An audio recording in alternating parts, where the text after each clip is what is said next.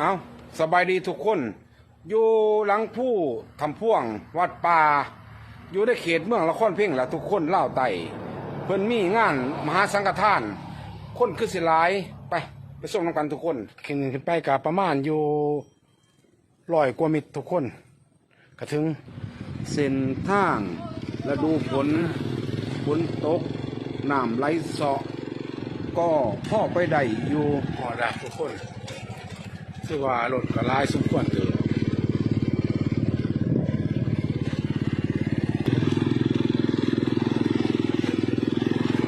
รถหลายสมควรเด้อทุกคน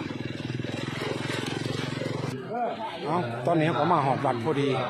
ตอนนี้เพิ่นกำลังทำพิธีอยู่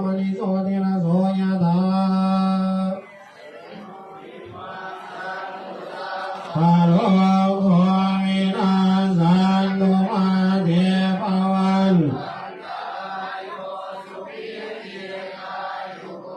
ภาวนภิวาทนาสีเนสเนกดน้ำอาตาสีเมอาตาสีเมอาทิเมตาสักจาเมเปสามาหิโกนาวาโสโภหายาวัญญาภาลินาวุมานุปาทินังตุเมปุญญังตังกานาปะกันติ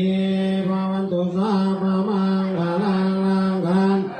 ปฏิเทภาวันตุสาภามังกาลังลังกันวัฏฏาสัพพสังฆาโลภาเวนัสตาสุเพียงภาวันตุเตต่อยอดต่อจอมเรียกว่าอย่างมาเป็นเจ้าภาพเจ้าศรัทธา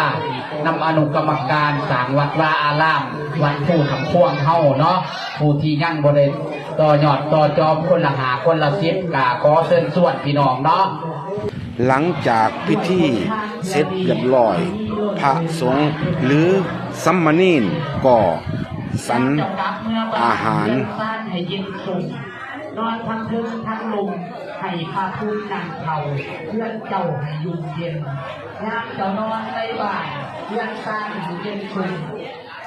นอนทั้งลมทั้งไก่พวกเจ็บไข่ยาชุยหลังจากสันอาหารเรียบร้อยพระสงฆ์ก็มานั่งคุยกันตามกุฏตามพรมใหม่น่านพระสงฆ์เจอกันเพราะว่าส่วงนี้อยู่ได้กลางพรรษาคณะกรรมการหมู่บ้านร่วมเงินที่คนมาทำบุญเป็นไงมูลค่าหลายๆเติบบ่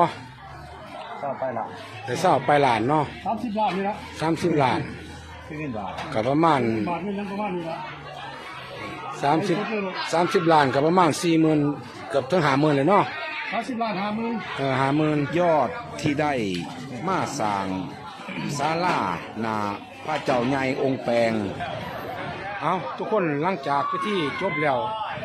ชาวบ้านหรือพระสงฆ์ก็เริ่มกลับนำมาทำบุญครั้งนี้ก็ขอให้มีอานิสงส์ดีๆเด้อสุดท้ายนี้ขอขอบคุณที่รับชมและติดตาม